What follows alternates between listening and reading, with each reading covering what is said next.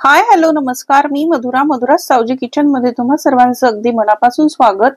तर आज मी तुमच्यासोबत पाणीपुरी आणि दहीपुरीची रेसिपी शेअर करणार आहे। आणि पाणीपुरीचं नाव ऐकताच तुमच्या तोंडाला पाणी सुटलं असणार, कारण पाणीपुरी हा प्रकारच असा आहे की जो सर्वांनाच आवडतो। असं कोणीही नसेल ज्याला पाणीपुरी आवडत नसेल। चला तर मग सुरुवात करूया।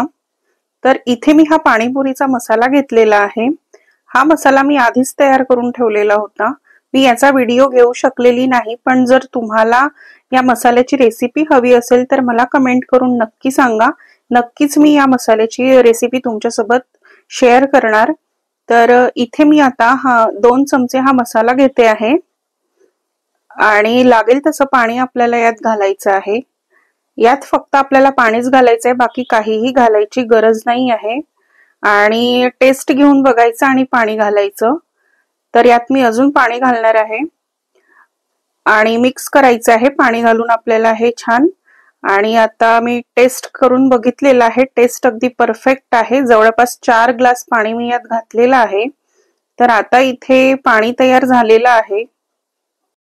मी बुंदा घेतला आहे, इमली चटणी आहे, शेव आहे, कांदा, टोमॅटो, कोथिंबीर, पाणीपुरीच्या पुऱ्या आहेत ज्या मी बाहेरूनच मागवलेल्या आहेत, आणि पापड्या घेतलेल्या आहेत। मी पापडी चाटही करणार आहे, दही आहे आणि हे बटाट्याचं स्टफिंग।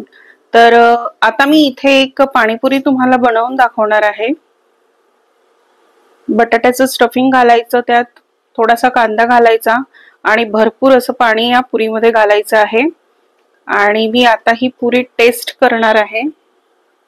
मी ही पाणीपुरी टेस्ट करते आणि तुम्हाला सांगते।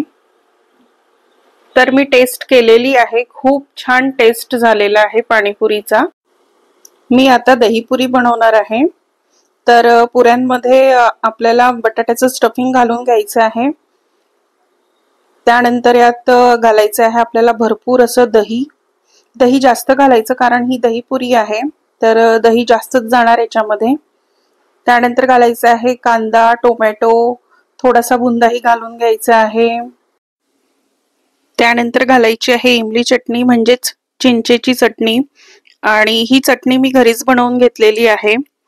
तर मस्तपैकी यावर चटणी घालून घ्यायची ही, आणि आता भरपूर अशी शेव घालून घ्यायची आहे आपल्याला याच्यावर।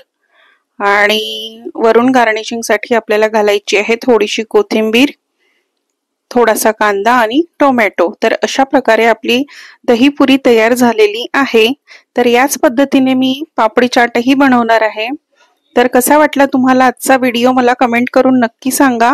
व्हिडिओ आवडला असेल तर लाईक करा, शेअर करा। भेटूया लवकरच एका नवीन रेसिपी सोबत। तोपर्यंत बाय, धन्यवाद।